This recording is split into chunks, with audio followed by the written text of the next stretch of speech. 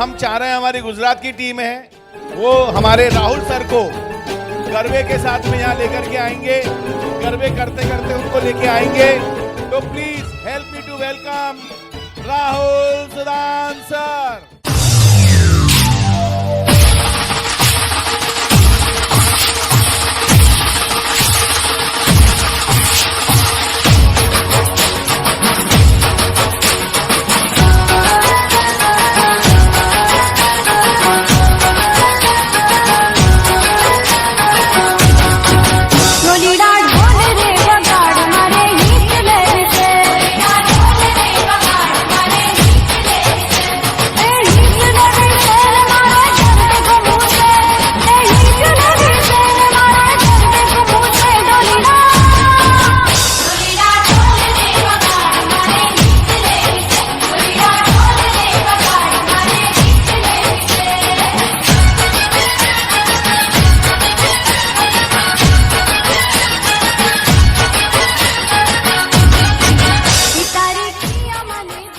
बहुत बहुत धन्यवाद आप सभी का।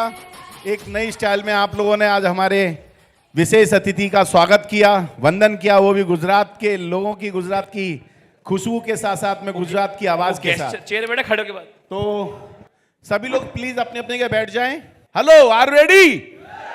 तो चलिए अब ज्यादा समय नहीं लेंगे। अब जो सवाल जवाब होंगे वो आपके अपने भी होंगे। आप लोगों में भी कुछ सवाल आपके मन में जहन में आए हों तो कृपया करके उन्हें नोट कर लें, और जब आपको बोला जाएगा तो आप लोग हाथ खड़ा करेंगे और जिस व्यक्ति को बोला जाएगा वही व्यक्ति अपना सवाल यहां पर करेंगे। राइट? मैं आप सभी के कुछ क्वेश्चंस नोट करके लाया हूं, जब आप सबने मेरे से क्वेश्चंस किए, और वो मैं सर से यहां पे पुट करने वाला हूं। उसके बाद जो आपके क्वेश्चंस होंगे एक एक करके हैंड रेस करना, और कुछ सिलेक्टेड क्वेश्चंस हम आप में से भी लेंगे। चलिए राहुल सर, पहले तो थैंक यू सो मच, इतना बेहतरीन आपने सेशन आज कंडक्ट किया लीगैलिटीज के ऊपर। जो हमारी पूरी कम्युनिटी जो लीगैलिटी जानना चाहती थी वो आपने उनको प्रोवाइड किया। सर देखिए, जब आपका सेशन चालू हुआ और काफ़ी सारी चीज़ें आपने डिस्कस करी, तो एक चीज़ आपने इस तरीके से बताई या बोली कि हम जो रिव्यूज़ और रिजल्ट्स लोगों के जो डालते हैं कमर्शियल पर्पस के लिए, वो नहीं डालना चाहिए। पर आज जितने हमारे मैक्सिमम पार्टिसिपेट्स हैं या कम्युनिटी हमारी बायोड्रम की, वो उसी के माध्यम से अपनी सेल्स को ग्रो करती है। तो अगर वो कमर्शियल पर्पस से ना डाले कोई वीडियो रिकॉर्डिंग, किसी का रिव्यू ना डाले, तो क्या सही तरीका है उस वीडियो को अपलोड करने का? आप सबका एक क्वेश्चन माइंड में आया होगा। हाँ, तो सर क्या सही तरीका है कि ये अपने वीडियोस को प्रमोट भी कर सके, इनको सेल्स भी मिले और हम लीगैलिटीज के वे में काम भी कर सके? ये जो क्वेश्चन है ये हमारी इंडस्ट्री पे थोड़ा सा इम्पैक्ट ज़्यादा करता है, क्योंकि हमारी इंडस्ट्री में हम क्या कहते हैं कि हमने प्रोडक्ट यूज़ किया, आपको अच्छा लगा, तभी आप शेयर कर रहे हैं, है ना। तो कॉन्सेप्ट वहीं से शुरू होता है डायरेक्ट सेलिंग का। अब अगर मुझे कोई चीज़ शेयर नहीं करनी तो मुझे अच्छा नहीं लगा, तो फिर मैं डायरेक्ट सेलिंग क्यों कर रहा हूँ? अब अगर अच्छा नहीं लगा, शेयर नहीं करना, और अगर मेरे को प्लेटफॉर्म पे नहीं करने दिया तो फिर क्या मज़ा नहीं आया। अभी सब चीज़ें तो सोशल मीडिया ही हैं आज के डेट में। इसमें क्या है, देखो जो प्रोसेस रहा, जो हमें गवर्नमेंट का प्रोसेस समझ में आया वो ये था कि बहुत सारे इन्फ्लुएंसर्स जो थे उनका किसी भी चीज़ से कोई लेना देना नहीं था, बट वो क्या करते थे, अपनी पोजीशन, अपना नेटवर्क, अपना जो रुतबा था उसको यूज़ करके किसी भी चीज़ को प्रमोट कर देते थे। अब वो होता क्या था कि कहीं ना कहीं कस्टमर को कन्फ्यूजन हो जाती थी कि ये चीज़ उतनी बेनिफिशियल है या नहीं है। अब जो सबसे इंपॉर्टेंट कैटेगरी है दो है, वेलनेस है और कॉस्मेटिक, जो स्किन केयर कैटेगरी है, इन पे इम्पैक्ट ज़्यादा आ जाते हैं। अब आपने कोई चीज़ खानी है या कोई चीज़ आपने लगानी है, इस पर ज़्यादा आता है। इसलिए ये पूरा प्रोसेस बना इस पूरे लॉ का। नाउ अब इसके अंदर गवर्नमेंट क्या कहती है कि अगर आप कोई क्लेम करते हैं कि मेरे को ऐसा बेनिफिट हुआ, या तो वो क्लेम कहीं से वेरीफाइड हो या उसका कोई रिपोर्ट हो। अब डायरेक्ट सेलर क्या है कि उसने यूज़ किया, उसको अच्छा लगा, तो वो कब तक वेरीफाई करेंगे, रिपोर्ट आएगी, उसका एक प्रोसेस है। तो जनरली आप क्या कर सकते हैं, जो एक बड़ा एक्सेप्टेड नॉर्म है, ग्लोबली बड़ा एक्सेप्टेड नॉर्म है, वो आप अपने पोस्ट के ऊपर ये लिख दें कि ये मेरी पर्सनल ओपिनियन है। मैं आपको एग्जांपल देता हूँ। एक कंपनी है जिसका एक प्रोडक्ट था जॉइंट पेन ऑयल, आपका रिलेशन में नहीं है बट आप रिलेशन करना। वो जॉइंट पेन ऑयल अंबाला में बनता था, तो जम्मू वाले यूज़ करते थे, वो ठीक था। वही जब केरल में त्रिवेंद्रम में तिरुवनंतपुरम में यूज़ किया गया तो उसमें प्रॉब्लम है टेम्परेचर वेरिएशन का।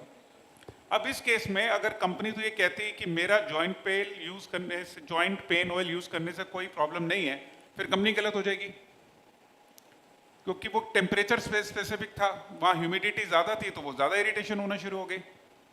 तो आप जब अपना पोस्ट डालें उस पर आप ये लिख लें कि ये मेरा पर्सनल ओपिनियन है। हाँ, जो मेडिकल फ्रेटर्निटी के हमारे यहाँ पे लोग हैं उनको तो लिखना ही पड़ेगा कि वो किस ओपिनियन में किस पोजीशन पे लिख रहे हैं। और अगर कोई अपना ये भी साथ में रिव्यू डाल रहा है कि मुझे ये इतने मंथ में इतना रिजल्ट मिला, तो वो दिखा सकते हैं मेरा ओपिनियन है या मेरा रिव्यू है या मेरा पर्सनल ओपिनियन है कि मुझे इससे इतने टाइम में इतना रिजल्ट मिला। हाँ। तो वो ये शब्द ऐड करके डाल सकता है। हाँ। तो कुछ नहीं करना, सिर्फ अपनी वीडियोस में थोड़ा ऐड करवाना है कि ये मेरा पर्सनल रिव्यू है या मेरा पर्सनल ओपिनियन है कि मैंने इस प्रोडक्ट को यूज किया तो मुझे इससे ये रिजल्ट मिला। ग्रेट। राहुल सर, जब हमारी पूरी कम्युनिटी है या कोई भी पर्सन होता है, जब वो नया नया डायरेक्ट सेलिंग में जुड़ता है और जब वो मार्केट में जाता है तो मार्केट में क्वेश्चन आता है कि सही कंपनी और गलत कंपनी दोनों में क्या पहचान है। तो कैसे उसको बताया जाए कि डायरेक्ट सेलिंग में सही कंपनी क्या है, गलत कंपनी क्या है? देखिए, सही कंपनी मतलब जिसने डायरेक्ट सेलिंग रूल 2021 का पालन किया वो सही कंपनी है। ठीक है। अब डायरेक्ट सेलिंग रूल्स को पालन करते हुए आप क्या देखते हैं? आप ये देखते हैं कि उसकी वेबसाइट के ऊपर वो सभी इंफॉर्मेशन अवेलेबल है जो डायरेक्ट सेलिंग रूल्स कहता है। अब वो कहता है कि प्रोडक्ट रिलेटेड सारी इंफॉर्मेशन, आपकी कंपनी के रिलेटेड सारी इंफॉर्मेशन, आपके जीएसटी, टीडीएस सारी इंफॉर्मेशन वहाँ पे होनी चाहिए। तो पहला स्टेप तो आप ये कर सकते हैं, क्योंकि पहचानना बड़ा आसान है कि यार ये इंफॉर्मेशन है कि नहीं है। दूसरा, उसका जो कॉन्ट्रैक्ट है वो होना चाहिए, रिफंड पॉलिसी होनी चाहिए। तीसरी चीज, नेशनल कंज्यूमर हेल्पलाइन में रजिस्ट्रेशन। अब देखो, जो 90% डायरेक्ट सेलर है वो इतना सब नहीं देख पाता, वो कैसे समझेगा कि मतलब कहाँ पे नेशनल कंज्यूमर हेल्पलाइन जाना है। तो आप क्या करें, आप अपनी ट्रेनिंग्स में एक मॉड्यूल डालें जहाँ पे पहले आप खुद अवेयरनेस शुरू करें। समझिए, आप एक बनाना शुरू करें कि how to identify a company. आप कहें जी कंपनी के वेबसाइट पे जाओ, ये सारी इन्फॉर्मेशन लिस्टेड है, यहाँ पे जाओ ग्रीवियांस रजिस्टर्ड है, ये ई कॉमर्स के हिसाब से हमारी कंप्लायंस रजिस्टर्ड है। आप पहले खुद इनिशिएटिव ले लें, फिर स्टेट की जो कंप्लायंस है वो पूरी है। इससे ज़्यादा नॉलेज किसी भी आम इंसान को या आम डायरेक्ट सेलर को समझना बड़ा मुश्किल है। हाँ, अगर आप थोड़ा सा और रिसर्च कर सकते हैं तो उसमें स्टेट की कंप्लायंसेस के भी पेपर होते हैं, बट जनरली वो समझ में आना मुश्किल होता है किसी के लिए। अच्छा, एक और ट्रेंड है, एक पैरामीटर आप समझें। इंडिया में डायरेक्ट सेलिंग में 4 एसोसिएशंस काम करती हैं जिनके करीबन 60 से 70 मेंबर्स हैं कुल मिला के। ये 60 से 70 मेंबर्स का कंबाइंड टर्नओवर बिजनेस करीबन 80% है हमारी इंडस्ट्री का। यानी आप समझिए कि 100 रुपये में 80 रुपये कुछ लोगों से आ रहे हैं, तो इसका मतलब वो कोशिश करते हैं ठीक काम करने की। तो ये भी एक पैरामीटर और एक यार्डस्टिक बहुत अच्छा है कि वो गोइंग फॉरवर्ड ये कर रहे हैं। लेकिन तीसरी चीज़ मैं कहूँगा कि कंपनी के साथ साथ आप ये भी देखें कि वो जो प्रोडक्ट है आप अपने सर्कल में बेच सकते हैं या नहीं बेच सकते। देखिए, सबसे इंपॉर्टेंट क्वेश्चन क्या है कि कंपनी अच्छी आपने पहचान ली, आपने सक्सेसफुल होना है, तो सबसे पहले आप अपनी भी मार्केट समझें। मेरे परिवार की इनकम 10,000 रुपये है और मैं किसी ऐसे सिस्टम में चला जाऊँ जहाँ 50,000 रुपये की प्रोडक्ट लाइन है, तो मुझे नहीं जाना चाहिए। मेजर डिस्कनेक्ट वहाँ से आना शुरू होता है। कंपनी भी अच्छी होगी, प्रोडक्ट भी अच्छा, पर मेरे लिए अच्छा है कि नहीं, ये तीसरा क्वेश्चन होना चाहिए। मेरे नियर एंड डियर, मेरा जो बैकग्राउंड है फैमिली का, वो भी मैच होना चाहिए। तो मेरे हिसाब से 3 चीजें करें, वेबसाइट का, एनसीएच का, स्टेट कंप्लायंसेस चेक करें और अपना खुद का बैकग्राउंड देखें कि वेदर वो जो प्रोडक्ट आप ले रहे हैं वो आप यूज कर पाएंगे नहीं कर पाएंगे, और अगर आप अपनी टीम नहीं बना पाते तो भी क्या प्रोडक्ट को यूज करने का बेनिफिट आपको मिलेगा। ये 3 पैरामीटर्स होने चाहिए सर। तो कुछ पैरामीटर्स जो हमारी वेबसाइट पे अवेलेबल होना चाहिए, और बहुत मैं प्राउडली इस बात को बोलूंगा कि ई बायोट्रिम सारे पैरामीटर्स पे आज खड़ा उतरता है। राहुल सर, एक क्वेश्चन मेरा ये भी था, जो आपने काफ़ी हद तक चीज़ें क्लियर करी, क्योंकि आजकल देखते हैं मार्केट में बहुत ज़्यादा लोग परेशान ज़्यादा रहते हैं। हर डायरेक्ट सेलर एक ही क्वेश्चन को लेकर, क्रिप्टो, फॉरेक्स, रियल एस्टेट, क्योंकि ये सब लोग इसमें लेके आ गए हैं, और बहुत ज़्यादा लोग मैन्युपुलेट भी इसमें होते हैं डायरेक्ट सेलिंग को लेकर भी, और इसके एक नाम जोड़ देते हैं कि डायरेक्ट सेलिंग तो है क्रिप्टो में। पर as per new Kerala government rules, तो मैं चाहूँगा लोगों को थोड़ा ये नॉलेज प्रॉपर और मिल जाए कि गवर्नमेंट क्या एक्शन ले रही है डायरेक्ट सेलिंग में, क्रिप्टो ट्रेडिंग, फॉरेक्स या इसकी रियल एस्टेट की, और ये जो परेशानी है लोगों की, ये मिनिमाइज कैसे की जाए। देखिए, क्रिप्टो में काफ़ी परेशानी तो रही, क्योंकि क्रिप्टो में क्लैरिटी नहीं आ पा रही थी कि वो एक्चुअली इंडस्ट्री मूव किस तरीके से कर रही है। अब उसको गवर्नमेंट ने एक वर्चुअल डिजिटल एसेट की तरह कंसिडर करती है। अब देखिए, डायरेक्ट सेलिंग का बिजनेस इस बात पे निर्धारित है कि क्या प्रोडक्ट और सर्विस है। अब क्रिप्टो जो है, आप उसे ऐसे समझें, वो रुपए का फॉर्म है। जैसे आप बैंक में एफडी करते हैं या आप समझिए डॉलर या पाउंड लेते हैं, उसी तरीके से एक रुपये का कन्वर्सेशन होता है, यानी कि सेल नहीं होता। जैसे मैं बैंक में अगर 10,000 रुपये की एफडी खोलता हूँ तो कोई बैंक में सेल नहीं हुआ 10,000 रुपये का ना, वो तो रुपये ने शेप चेंज करता है। अब जब सेल ही नहीं हुआ तो कमीशन किस बात का? तो यहीं से सारी प्रॉब्लम शुरू होती है जो क्रिप्टो इंडस्ट्री की है। अब क्योंकि वो लोग वर्चुअल ऑफिस में काम करते हैं, इंडिया से बाहर काम करते हैं, रुपीस नहीं लेते, वॉलेट चला देते हैं, ऑनलाइन पेमेंट्स ले लेते हैं, तो उनका जो फ्रॉड है वो बढ़ता जा रहा था। अब केरल सरकार ने कह दिया, एक तो ये लिख के दे दिया कि किसी तरीके की कंपनी अब नहीं काम कर सकते। दूसरा, एक प्लेटफॉर्म और भी है जहाँ पे आप उनसे पूछ भी सकते हैं कि सर ये फला फला कंपनी है जो ये से कर रही है, उसको कंप्लेंट भी की जा सकती है क्रिप्टो की। ओके, तो ये भी एक प्लस है कि ये बताना कि ये गलत है। देखिए, एक आम इंसान के लिए ना सीता और गीता सेम ही है, वो कैसे पहचानेगा कि ये कौन सी वाली हेमा मालिनी है? तो उसके लिए ना ये फ्रॉड और जेन्युइन प्रोडक्ट बेस्ड कंपनी में ज़्यादा फर्क समझ में नहीं आता है। तो उनको फर्क समझाने के लिए आपको बताना ही पड़ता है कि सर ये सरकार का रूल है, ये सरकार में आप जा सकते हैं। तो यहाँ से आपकी अंडरस्टैंडिंग क्लियर हो जानी चाहिए कि कोई आपसे कहे कि क्रिप्टो हिंदुस्तान में लीगल है, वर्ल्ड में लीगल है, उसमें MLM लीगल है, उसको कहे कि भाई भारत सरकार के 2016 से लेके आज 2025 आ गया, कुछ नहीं तो करीबन 1000 पेपर छपे होंगे डायरेक्ट सेलिंग के ऊपर। कोई तो एक वर्ड लिखा होगा कहीं पे, कोई एक छोटा शब्द कहीं तो लिखा होगा कि हाँ जी ये क्रिप्टो में डायरेक्ट सेलिंग अलाउड है। कह रहा भाई दिखा दे यार। वो एक क्वेश्चन आपको उनसे जरूर पूछना चाहिए, क्योंकि वो सब कुछ करते हैं सिवाय इस बात को आंसर देने के। वो आपको यूट्यूब के वीडियो दिखा देंगे, लिंक्डइन की फोटोएं दिखा देंगे, बड़े बड़े प्रधानमंत्रियों के साथ फोटो दिखा देंगे, क्रिप्टो का ये हो रहा है वो हो रहा है। कुछ लोग हमारे भारत सरकार के प्रतिनिधियों का नाम ले लेते हैं, बट वो सब फ्रॉड है। अच्छा, आप ना थोड़ा प्रैक्टिकली सोचो।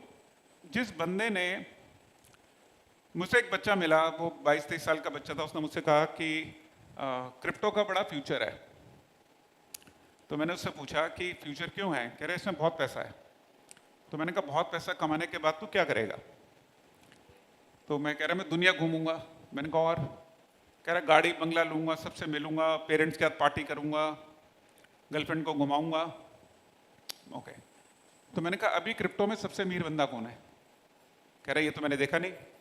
मैंने कहा भाई जिस रास्ते में चलना है उसका एंड रिजल्ट तो पता कर लो। तो मैंने कहा चलो एक प्रैक्टिकली मान लेते हैं कि जिसने क्रिप्टो बनाया होगा वही सबसे अमीर होगा, वो जो भी होगा, हमने तो देखा नहीं। तो कहता हाँ। तो मैंने कहा देखो वो बंदा कौन होगा ये तो मुझे भी नहीं पता। मैंने कहा देखो ऐसा बंदा जिसको टाइम मैगजीन ने अवार्ड दे दिया बिना देखे, ऐसा बंदा जिसको दुनिया में समझो तो अगर नोबेल प्राइज भी मिल जाए बड़ी बात नहीं है, पर वो बंदा है कहाँ कि उसने इतना कमा लिया कि उसको फिर भी सबसे मुंह छुपाना पड़ रहा है। और वो ये भी जानता है कि 170 देशों की पुलिस उसके पीछे है। वो जिस दिन बाहर मिल गया हर देश उसको 6-6 महीने के लिए अपने पास रखेगा। तो मैंने उससे पूछा, मैंने कहा भाई तू मुझे एक चीज समझा, वो सब कुछ करने के बाद बाहर नहीं आ रहा तो तू इतना करने के बाद बाहर घूमेगा? तो कहानी का मैटर यही है कि लोगों को ना एंड विजन दिखाना पड़ता है। लास्ट में मैंने उससे एक चीज कही, वो बैंगलोर से था लड़का, कर्नाटका में बैंगलोर में था। मैंने कहा आपके यहाँ पे एक बंदे हैं अजीम प्रेम जी, आप में से कुछ लोग उनको जानते होंगे अगर आप गूगल करेंगे। हिंदुस्तान के बड़े माननीय बिजनेसमैन हैं। मैंने कहा उन्होंने 10,000, 20,000, 25,000, 1 लाख करोड़ कमाया। वो फिलंथ्रॉपी भी करते हैं, वो घर पे भी रहते हैं, दुनिया में भी मिलते हैं, वो सबका ध्यान भी रखते हैं, मिलते हैं। और उन्होंने बहुत क्रिप्टो वालों से ज़्यादा पैसा कमाया। क्या उन्होंने ईमानदारी में पैसा नहीं कमाया? क्वेश्चन ये है कि हमारे बच्चों को, हमारे लोगों को सही एग्जाम्पल नहीं मिल रहे। वरना लोग क्रिप्टो में क्यों जा रहे हैं? क्योंकि एग्जाम्पल सही नहीं है। अगर आप उन्हें ये बता दें कि सबसे सक्सेसफुल बंदा भी कहीं नज़र नहीं आ रहा और हमारे यहाँ पे एक एवरेज बिजनेसमैन भी यहाँ तक नज़र आ रहे हैं। मैंने कहा इंडिया में भी किसी ने क्रिप्टो चलाया तो वो भी कोई अजीम प्रेम जी के लेवल का बिजनेसमैन कहाँ बन पाया आज तक। सो क्वेश्चन ये है कि आपको सिर्फ उनको गाइड करना चाहिए, इन्फॉर्म करना चाहिए। सरकार ने अपना काम कर दिया है, और हर स्टेट में अब हम कोशिश करेंगे कि सिमिलर लॉ आ सके ताकि एक क्लियर कट ब्लैंकेट लग सके। ग्रेट। तो आई बिलीव आप सभी का एक क्वेश्चन क्लियर हुआ, क्योंकि हमेशा एक बंदा बोलते सर क्रिप्टो वाले बहुत परेशान करते हैं, वो क्लियर हुआ। दूसरा राहुल सर, एक पॉइंट आता है कि सपोज मुझे कोई कंपनी से कोई कंप्लेंट है या मुझे कोई कंपनी कुछ बोलना है, तो क्या वे ऑफ हायरार्की है कि क्या मैं डायरेक्ट सबसे पहले एमडी के पास ही जाऊं कि सर मुझे ये प्रॉब्लम है, या कोई वे ऑफ हायरार्की भी सेटल्ड है एक पूरी? देखो, आज की पूरी ट्रेनिंग सिर्फ इस बात पे निर्धारित थी कि ज्ञान आप सबके पास है। मैंने तो ट्रेनिंग शुरू करते ही आपको कहा था कि मैं तो ये एक्सपेक्ट नहीं कर रहा कि मैं आपको कोई नई चीज़ सिखाऊंगा, क्योंकि इंस्टाग्राम से बड़ा तो भगवान नहीं है आज की डेट में। तो मैंने सिर्फ आपको क्या बोला था कि प्रोसेस फॉलो करना है। प्रोसेस इसलिए नहीं फॉलो करना है कि मेरे को करना है, प्रोसेस इसलिए करना है कि मुझे मेरी टीम से प्रोसेस फॉलो करवाना है। अल्टीमेटली अगर मैंने बहुत सक्सेसफुल होना है तो मेरी टीम को सक्सेसफुल होना ही पड़ेगा, कोई ऑप्शन ही नहीं है ना। अब आप समझो मेरा एक पैकेट खो गया और मैं अपने ओनर को फ़ोन करता हूँ या अपने एमडी को फ़ोन करता हूँ, डायरेक्टर को फ़ोन करता हूँ कि सर मेरा पैकेट खो गया। अब होगा क्या? दो ऑप्शन है। एक पहला ऑप्शन, वो 12 से 14 घंटे तक किसी मीटिंग में अगर ट्रैवल में बिजी होंगे तो शायद वो फ़ोन ना देख पाए, जिसके चांसेस ज़्यादा हैं। बिल्कुल। दूसरा ऑप्शन है कि मान लो उन्होंने देख लिया तो वो क्या कहेंगे, अच्छा मैं देखता हूँ। उन्होंने उठा के अपने ऑपरेशन हेड को भेज दिया।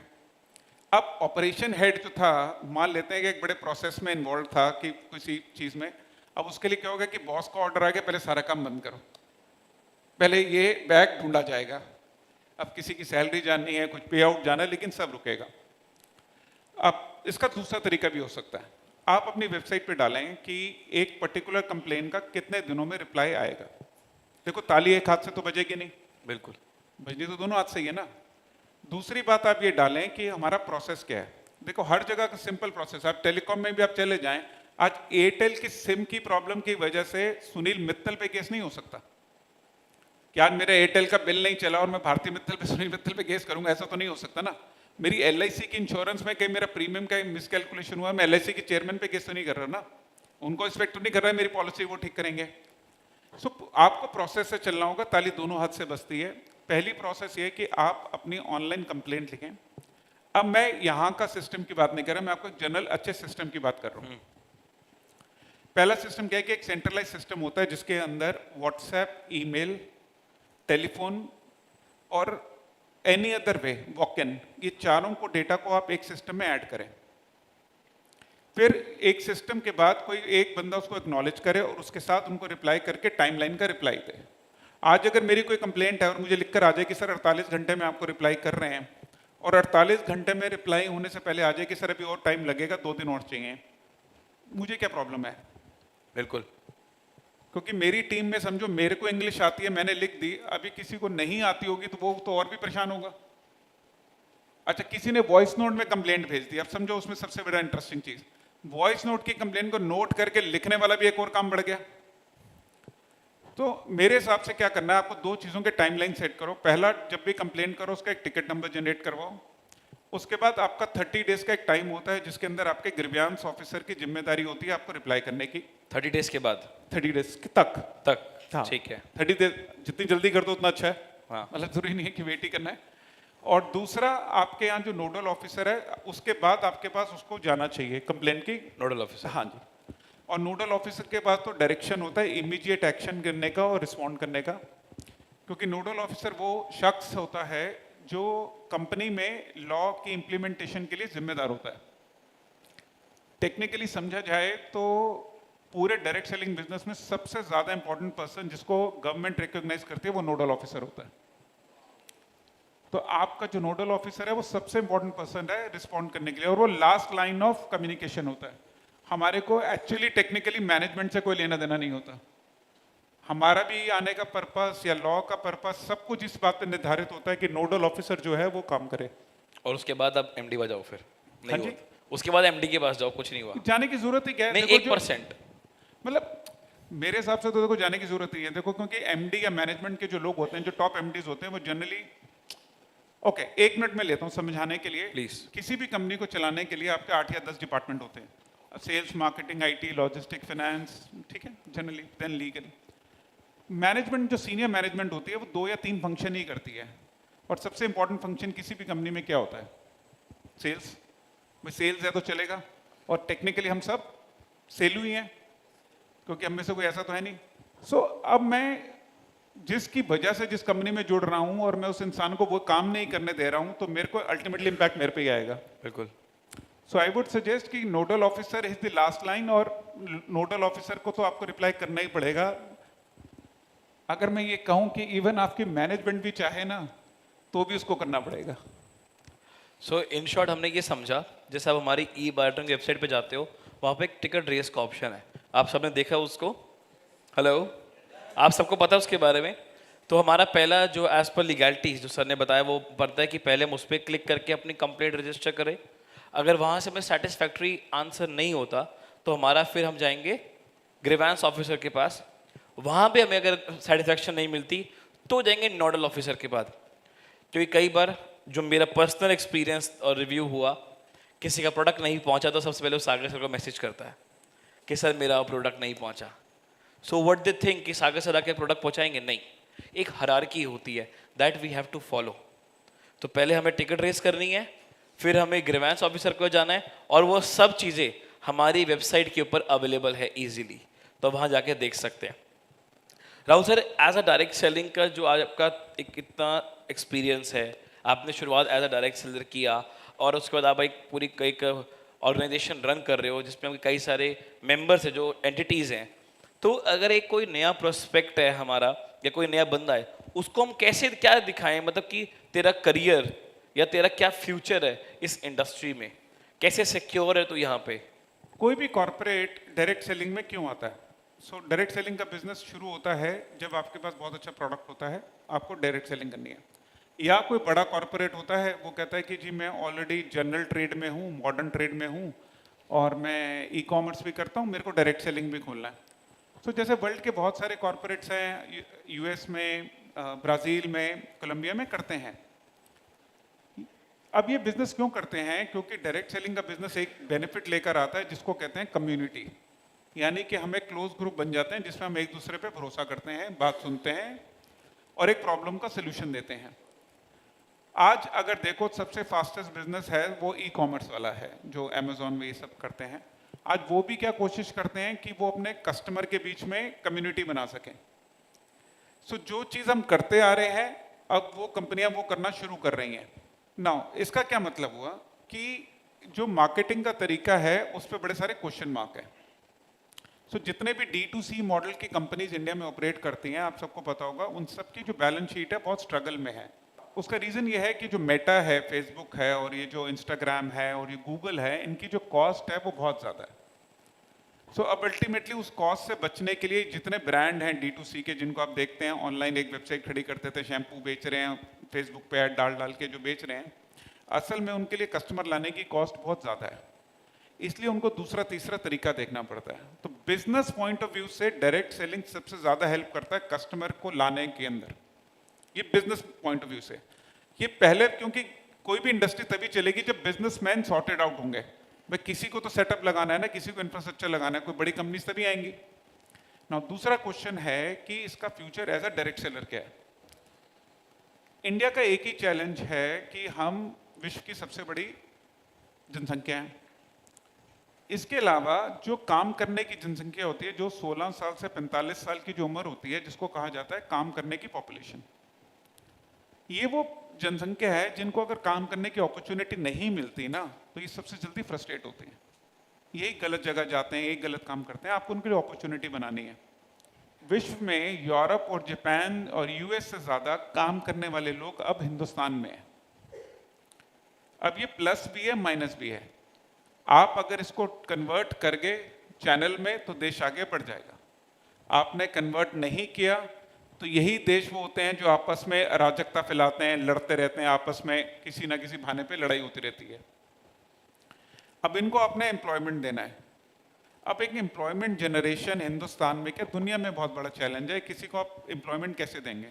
तो आपको उनको स्वरोजगार या सेल्फ एम्प्लॉयमेंट की तरफ लेके जाना है। उसके लिए आपका स्किल डेवलपमेंट मिनिस्ट्री है, आपका एजुकेशन मिनिस्ट्री है, जो उनके स्किल्स को बढ़ाता है। यानी कि अगर आप 12वीं पास हैं, आपको नौकरी के लिए बनाना है, तो उसके लिए भी सरकार को ट्रेन करना है। अब आपके पास नौकरी है, लेकिन एक बड़ी नौकरी पे जाना है, फिर एजुकेशन स्किल की कमी है, फिर सरकार को आपको ट्रेन करना है। तो हो क्या रहा है कि किसी को जॉब लायक बनाने के लिए भी ना, जो ट्रेनिंग के खर्चा सरकार को करना पड़ रहा है, वो भी बहुत ज्यादा है। अगर मैं आपको एक एग्जांपल दूं, तो एक पर्टिकुलर स्कीम थी जिसके अंदर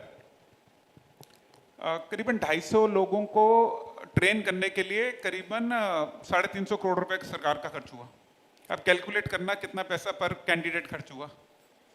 तो ये समझो, जो स्किल डेवलपमेंट की स्कीम्स भी होती है ना, वो किसी को एम्पावर करना बड़ा टफ होता है। इसलिए इस बिजनेस का प्रोविजन है, पहला क्वालिटी प्रोडक्ट लोगों तक पहुंच जाए, दूसरा सेल्फ एम्प्लॉयमेंट, तीसरा लास्ट माइल डिलीवरी। हिंदुस्तान का जो स्ट्रक्चर है ना, वो ऐसा है कि यहाँ पे ना हर जगह कुरियर चिट्ठी पत्री नहीं पहुंचती। अब लद्दाख में माल जाना है, या राजस्थान माल जाना है, या अरुणाचल माल जाना है, इसमें बहुत लॉजिस्टिक्स के इश्यूज आते हैं। आप तो यहाँ पे लोग कंपनी चलाते हैं, बट जनरली अगर आप कहीं पे भी जाएंगे, बहुत टफ इशू है। डायरेक्ट सेलर वो जंगलों में भी माल ले जाते हैं, गाँव में देहात में भी माल को सप्लाई कर देते हैं। मैं कुछ डायरेक्ट सेलर्स को जानता था जो गोरखपुर से पटरौना की तरफ जाते हैं, तो सिवान से पहले गांव था, एक नदी 2 नदी क्रॉस करके सामान देने जाते थे। मैं लद्दाख में एक लड़की से मिला, वो 7 किलोमीटर पैदल जाती थी शॉपी से सामान लेने के लिए। And this was in month of सितंबर की मैं बात कर रहा हूँ। तो मैं उस लड़की से पूछा कि बच्चे आप रोज 7 किलोमीटर अप डाउन कैसे करते हो? कह रही नहीं सर, 7 किलोमीटर एक साइड है। तो मैंने कहा आप कुछ बस मिलती है? कह रही हाँ, वो जब मैं पहुंच जाती हूँ उसी जगह पे बस मिलती है, तो 7 किलोमीटर पैदल चलना पड़ता है। अब समझो ये जो प्रॉब्लम्स है ना, जो ये सब यही इंडस्ट्री सॉल्व कर सकती है। तो इस इंडस्ट्री का future government wise, industry wise बहुत सॉर्टेड आउट है। सिर्फ इसमें एक प्रॉब्लम है जो हमें करनी है, वो ये है कि इसमें से झूठ जो है ना, वो निकालना है और इसको साफ करना है बस। बिल्कुल। एक लास्ट क्वेश्चन लूंगा, फिर हम ऑडियंस से क्वेश्चन लेंगे। सर, कंपनी क्लेम नहीं कर रही प्रोडक्ट के ऊपर किसी भी डिजीज या कोई भी चीज़ को लेकर, क्लेमिंग नहीं यूज़ कर रहे, बट अगर कोई भी डिस्ट्रीब्यूटर है, अगर वो एक पैम्पलेट बना के प्रमोट कर रहा है कि 100% pain relief, 100% get result in the diabetes और एनी अदर वन, क्लेमिंग आ रहा है, तो उस पर डिस्ट्रीब्यूटर के ऊपर क्या एक्शन लेगी गवर्नमेंट, एक पर्सन के ऊपर जो एक क्लेम कर रहा है, कंपनी नहीं कर रही? इसको 2 तरीकों से देखना पड़ेगा प्रतीक, प्लीज। डायरेक्ट सेलर होता कौन है? अब आप मेरी नजर से देखो तो डायरेक्ट सेलर एक ऐसा इंसान है कि जिसके पास एक्चुअली कुछ नहीं होता, वो सिर्फ एक उम्मीद, एक प्रोडक्ट के ऊपर स्टोरी बिल्ड करके सब कुछ बिल्ड करता है। तो यानी कि अगर उसको बिल्ड करने के लिए मैंने टूल्स नहीं दिए, तो फिर तो कोई तो टूल वो बनाएगा। और ये बहुत अमेजिंग स्किल होता है डायरेक्ट सेलर्स का कि वो कहीं से भी बिजनेस शुरू कर लेते हैं। तो मेरा ये मानना है कि पहले तो आपको ठीक चीज हमें उनको देनी पड़ेगी, जो भी है। दूसरी चीज, अगर डायरेक्ट सेलर ये करता है, तो आप ये समझें आप कंपनी के लिए गड्ढा खोद रहे हैं। वो आज नहीं, कल नहीं, परसों कंपनी फंस जाएगी। कंपनी फंसने का मतलब क्या होता है? कंपनी फंसने का मतलब ये तो नहीं है कि एमडी फंसेगा या मैनेजमेंट फंसेगी। कंपनी फंसने का मतलब ये है कि आपके साथ के जो बाकी 9,09,90,999 डायरेक्ट सेलर है ना, उनकी जिंदगी पे क्वेश्चन आ जाएगा। अब आपको ये सोचना है कि आपका एक ठीक स्टेप आप अपने लिए ले रहे हो या उन बाकी 10 लाख डायरेक्ट सेलर्स के लिए जिनके आपकी वजह से इंपैक्ट आएगा। मेरा मानना यह है कि एक रेगुलर ट्रेनिंग और एक स्ट्रिक्ट इन्फोर्समेंट चाहिए होता है। बिल्कुल। और मैंने ये सीखा है हमारी इंडस्ट्री में, 99% लोगों को एक्चुअली पता ही नहीं है कि ठीक और गलत क्या है। अच्छा, हम में से कौन जानबूझ के गलत करेगा? मेरे को बिजनेस बढ़ाना, तभी वो पैम्फलेट छपा। भाई अगर मैंने बिजनेस बढ़ाना ही नहीं था, मैं छापने का खर्चा भी क्यों लूंगा? तो मैंने मेहनत तो करी छापने में, मेरे को टूटी फूटी हिंदी आती थी, इंग्लिश आती थी, मैंने कुछ तो किया। अब मुझे जो समझ में आया, मैंने नीचे पतंजलि का पोस्टर देखा या मैंने किसी आयुर्वेदिक चूरन छाप डॉक्टर का पोस्टर देखा था, मैंने डाल दिया। अब झोला छाप डॉक्टर भी तो लिखते ही देते हैं ना, 28 रेगर पूरा, 28 दिन में 28 रेगर पूरा, 4 घंटे में इलाज पाए। 4 महीने, रस्ते का माल सस्ते में एक बार लेके जाएगा, kind of. है ना, उस तरीके से। सो द क्वेश्चन इज कि पहली चीज कंपनी ठीक चीज दे दे, दूसरा डायरेक्ट सेलर उसको ठीक इन्फॉर्मेशन दे दो। मैंने एक्चुअली वो डायरेक्ट सेलर्स नहीं देखे आज तक जो जानबूझ के कंपनी का नुकसान करना चाहें, क्योंकि ब्रिज तो वही है। अच्छा सको बहुत सिंपल तरीके से भी समझो तो हर डायरेक्ट सेलर को पता होता है उसने कहाँ जाना है लाइफ में। उसको ये पता है वहां तक जाने के लिए गाड़ी तो चाहिए। अब ये गाड़ी तो उसकी कंपनी है, बस उसका जो पेट्रोल और उसमें डलना है वो उसकी मेहनत ही तो है ना। अब वो उस गाड़ी को क्यों जलाएगा? बिल्कुल। बस आप उसको ये बता दो कि ये रास्ता और ये गाड़ी है। सो द कंक्लूजन इज, जब कंपनी कोई अनफेयर प्रैक्टिस नहीं कर रही है ना, अनफेयर ट्रेड कोई कंपनी नहीं कर रही, कोई कंपनी क्लेम नहीं कर रही, मिसलीड नहीं कर रही किसी को, तो कोई डिस्ट्रीब्यूटर को भी उस पर नहीं करना चाहिए। सो आप में से अगर किसी का कोई क्वेश्चन है जो राहुल सर से कोई पूछना चाहते हो लीगैलिटीज के ऊपर, so please raise your hand, उनको माइक दें और वो अपना क्वेश्चन रखे। ओ अनिल सर सबसे पहले। यस प्रतीक, एक सवाल ऐसा है, यस, लोग जो है वो मल्टीपल कंपनियां करते हैं, ये किस हद तक लीगल है, और अगर ये नहीं है तो लीगल क्या कहता है? हमारे यहाँ पे टर्म की यूज की जाती है जो मैंने आपको स्टार्टिंग में बताया था कि प्रिंसिपल टू प्रिंसिपल, यानी कि दो लोगों के बीच का कॉन्ट्रैक्ट है। बिल्कुल। अब वो जो कॉन्ट्रैक्ट है वो डिसाइड करता है कंपनी की पॉलिसी। अब अगर कंपनी कहती है कि आपने मेरे साथ काम करना है और सिमिलर आप किसी और कंपनी में काम नहीं कर सकते, और आप अगर उसे साइन करते हैं तो फिर आपको उसको कोई राइट नहीं बनता उस कॉन्ट्रैक्ट को तोड़ने का। बट अगर कंपनी नहीं लिखती ये बात तो फिर आपके पास राइट होता है कुछ और करने का। सब कुछ जो समझो हमारी गीता, बाइबल, कुरान शरीफ, जो हमारी गुरु ग्रंथ साहिब है, वो हमारा कॉन्ट्रैक्ट है। इसके ऊपर कुछ नहीं है, इसके नीचे कुछ नहीं है। तो आप एक कंपनी करें, 10 कंपनी करें, सिमिलर करें, नहीं करें, एक लेवल के बाद नहीं करें, ये सब और सब सिर्फ वो कॉन्ट्रैक्ट ही डिसाइड करता है। इसमें सरकार की तरफ से कोई पॉलिसी, कोई रूल नहीं होता। वाह। तो इसमें एक हर एंटिटी अपने कॉन्ट्रैक्ट डालती है that you can't do that. देखो 3 तरीके चीजें, एक कंपनी होती है वो सब अलाउ करती है, एक होती है वो किसी को अलाउ नहीं करती, एक होती है किसी लेवल के बाद मना करती है। तो वो आपकी चॉइस है। जनरली ओवर कॉन्फिडेंट कंपनी जिनके प्रोडक्ट डुप्लीकेशन नहीं होते, जिनके यूनिक प्रोडक्ट होते हैं, वो ये सब चीज़ों में टेंशन ही नहीं लेती। एक और बहुत कॉमन समस्या आती है जब मार्केट में हम लोगों से बात करते हैं, तो एक IDSA, Indian direct selling association है, लोग उसमें हमसे पूछते हैं आप इसमें रजिस्टर्ड हैं? हाँ, IDSA, FDSA। हाँ, तो इसमें रजिस्ट्रेशन है, तो क्या उसमें रजिस्ट्रेशन होना लीगली जरूरी है, और अगर नहीं है तो क्या इसमें नुकसान हो सकता है? देखिए पहली बात समझिए, एक ही जगह है हिंदुस्तान में जहां पे आपको नजर आना चाहिए, जिसके पेपर पूरे होने चाहिए, वो है भारत सरकार। उसके ऊपर, उसके नीचे, उसके दाएं बाएं कुछ नहीं है। ठीक है, पहली लाइन। अब दूसरा क्वेश्चन आता है कि जो ट्रेड एसोसिएशन है, अब हिंदुस्तान में 4 ट्रेड एसोसिएशन है। IDSA जिनका आपने नाम लिया वो सबसे पुराने हैं और सबसे बड़े हैं, और उन्होंने बहुत कुछ इंडस्ट्री के लिए किया है। ऐसे बाकी 3 एसोसिएशंस भी हैं जिन्होंने अपना पूरा सपोर्ट दिया है सरकार के साथ काम करने के लिए। क्योंकि देखो इंडस्ट्री सही मायने में भी बहुत बड़ी नहीं हुई है, अभी तो काम शुरू हुआ है, क्योंकि 4 ही साल हुए हैं अभी तो लीगल हुए, और 25 राज्य, 29 राज्य, यूनियन टेरिटरीज, काम काफ़ी ज़्यादा है, तो आपको सबका सपोर्ट लगता है। तो IDSA में रजिस्टर होने से आप डायरेक्ट सेलिंग कर सकते हैं या नहीं कर सकते हैं, ये कोई क्वेश्चन ही नहीं है, ये एग्जिस्ट ही नहीं करता। क्योंकि अगर देखो तो उसमें सिर्फ 18 कंपनी है, तो इसका मतलब ये हो गया तो बाकी हिंदुस्तान में जो 300 कंपनी है वो क्या हो गए? तो ना ही वो IDSA ऐसा क्लेम करता है, ना ही वो कभी ऐसी बात करते हैं, कोई एसोसिएशन ऐसी बात नहीं करता। वो सब ये कहते हैं कि सर आप कहीं पे भी हो ठीक काम करें, और अगर आपके पास रिसोर्सेज हैं, टाइम है, और आप एक लेवल पे आ चुके हैं, तो आपको इंडस्ट्री को वापस देना चाहिए।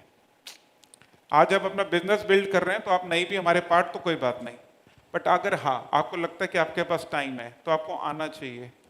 जैसे आप लोगों में से कई मंदिर की सेवा करते होंगे, मंदिर के पुजारी भी यही कहते हैं कि जी अगर अभी तो पहले अपना घर चला लो, होगा टाइम तो हमारी सेवा पे आ जाना। उसी तरीके से ये एसोसिएशन भी काम करती है, तो उसमें registration is not important. But association एक सपोर्टिंग रोल तो बहुत प्ले करती है। Sir I think more than supporting. Yes, actually में तो देखो जो वो करती हैं वो किसी को पता ही नहीं होता। बिल्कुल सही मायने में तो समझो कि आग लगी हो और लोगों के साथ वो इन्फॉर्मेशन शेयर करें तो आग बढ़ जाएगी। अब उस आग के ऊपर कंबल डालना है या उसके ऊपर पानी डालना है, वो जिसने आग लगानी हो, जिसने सपोर्ट करना है, ये उसका पर्सनल मैटर है। तो बहुत सारी चीजें आपको नहीं कभी पता चलेंगी और नहीं पता भी नहीं चलनी चाहिए, एक पार्ट ऑफ द प्रोसेस है। आप जो कर रहे हैं आप उसमें एक्सेल हैं, जो एसोसिएशंस हैं वो अपना काम कर रही हैं, बस। मेरा एक क्वेश्चन ये है, पूछिए सर। मेरा कहने का ये कि एक तो हमारा जो प्रूव प्रोडक्ट यूज करे, इसके लिए हम लोग जब जापान लाइफ में थे तो उसमें एक ऐसी सिस्टम थी कि कोई भी प्रोडक्ट हमारी परचेस करे ना, उसके पहले उसका ब्लड रिपोर्ट करवाना कंपलसरी था।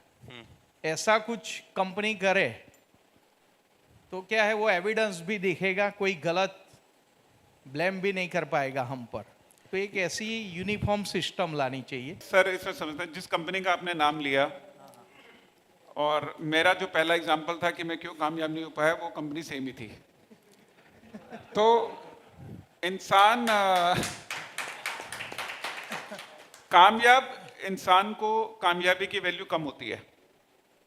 असल में जो सेकंड थर्ड लेवल के फेलियर होते हैं ना, उनको कामयाबी की वैल्यू ज़्यादा होती है। तो मैं सेकंड थर्ड फेलियर वाला हूँ। तो मैं जानता हूँ वो जो आप स्टेटमेंट कह रहे हैं वो एक मार्केटिंग गिमिक था और कुछ नहीं था। नाउ क्वेश्चन है कि क्या प्रोडक्ट की रिसर्च और ये सब रिपोर्ट्स और उसकी एफिकेसी ये करनी चाहिए? ज़रूर करनी चाहिए। और मेरा मानना यह है कि ये ऑनगोइंग तपस्या है। ऐसा नहीं है कि आप एक दिन में पतले होंगे, आपको रोज पतले रहना है। ऐसा नहीं है आप एक दिन खाना खाएंगे तो खाना खत्म हो जाएगा, आपको दोबारा खाना नहीं खाना, आपको अगले दिन भी खाना खाना है। मेरे हिसाब से प्रोडक्ट की R&D रिसर्च एक ऑनगोइंग प्रोसेस है।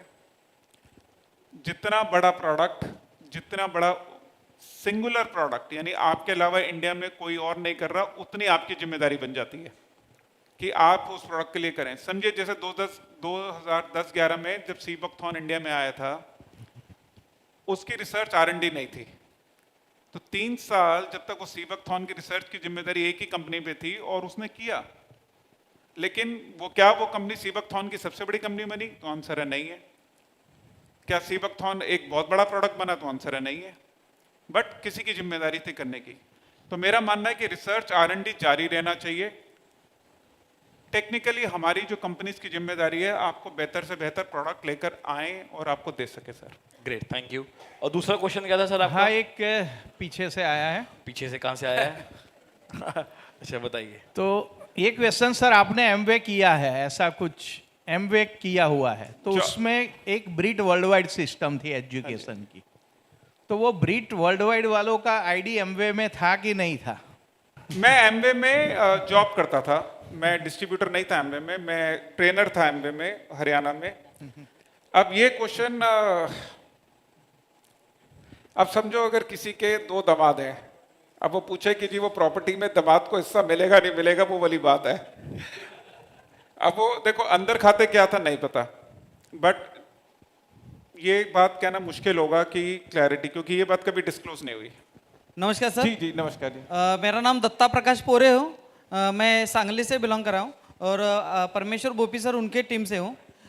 सर हम ये जो हमारा मैग्नेटिक थेरेपी जो वो क्या करते हैं हम कि शाला स्कूल कॉलेजेस बैंक वगैरह होता है, वो सोशल वर्क हम कर रहे हैं सभी तरफ। उसका कुल गवर्नमेंट का रूल है क्या कि इस तरह से हम उनके तरफ जा सकते हैं? यानी कि एग्जांपल हम पुलिस स्टेशन में जाना चाहते हैं, लेकिन उनको जाने के पहले उनको कुछ लेटर वगैरह देना, उसका कुछ लीगली प्रोसेस होती है क्या? ओके, आपसे ज़्यादा तो मेरे को लगता है मैंने सुन लिया था, प्रतीक कुछ और सुन रहा था। उनका कहना यह है कि हम अगर ऐसी जगह जाकर के काम करना चाहते हैं तो हम क्या कर सकते हैं लीगली? कोई इसमें कहाँ पे इलीगल तो जाते नहीं है? देखिए अगर आप पुलिस कहीं भी, स्टेशन में, स्कूलों में, कॉलेजों में। देखिए मैं इसका जवाब देता हूँ आपको। अगर आप कोई भी स्कूल कॉलेज कहीं भी जाते हैं तो एक परमिशन लेटर लगता है उस स्कूल का, उस कॉलेज का, कि हम आपके यहाँ पे आके एक प्रोग्राम कंडक्ट करना चाहते हैं अपनी प्रमोशन, तो आप वहाँ पे उनसे दे के रिसीविंग मिलती है तो आप जाके प्रमोट कर सकते हैं। सर यही है। सपोज मुझे स्कूल में जाना है तो मैं उनसे परमिशन लूंगा ना कि मैं आ सकता हूँ नहीं आ सकता, सिंपल। अगर आपको परमिशन मिल गई तो ठीक है। और सर देखिए हम परमिशन लेके ही जाएंगे, ये तो है नहीं कि स्कूल चल रहा है हम पहुंच गए और जाके मीटिंग शुरू कर दी, तो परमिशन जरूरी है। यस बिल्कुल।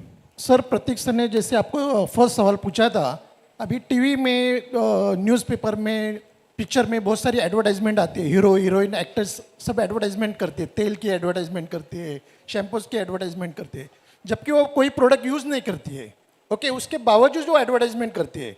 और आपने जैसे बताया कि जिन्होंने यूज़ किया है उनको रिजल्ट आया है, वो अपना रिजल्ट प्रमोट नहीं कर सकते, यानी उनको ये अपना बताना पड़ेगा कि मैंने यूज़ किया, ये मेरा ओपिनियन है। ऐसा डिफरेंसेस क्यों है? ऐसा मुझे डिफरेंसेस लॉ में क्यों Point है to ऐसा be मुझे noted, बताइए। अच्छा ओके, जैसे आपने कहा कि वो टीवी मॉडल ने ऐड करी कि मैंने शैम्पू यूज़ किया, मुझे डैंड्रफ नहीं हुआ।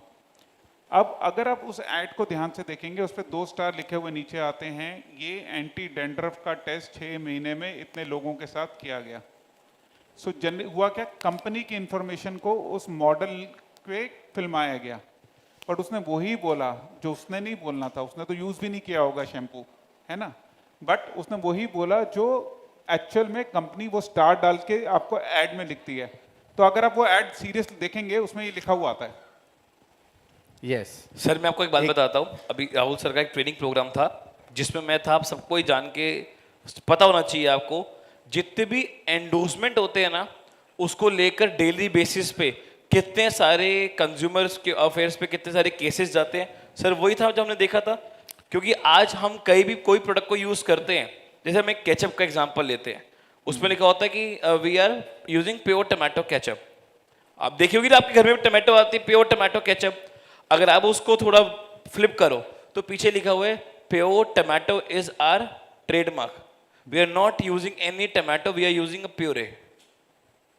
ये होता है। आप बिस्किट्स को खा लो जिसमें लिखा होता है 100% व्हीट बिस्किट, ये 100% जो बोल रहे हैं व्हीट बिस्किट बोल रहे हैं, 100% टमाटो केचप बोल रहे हैं। अगर आप उसको थोड़ा बैक करके देखो, उसमें लिखा होता है this is our trademark, we are not using wheat, we are not using the tomato, we are using the puree.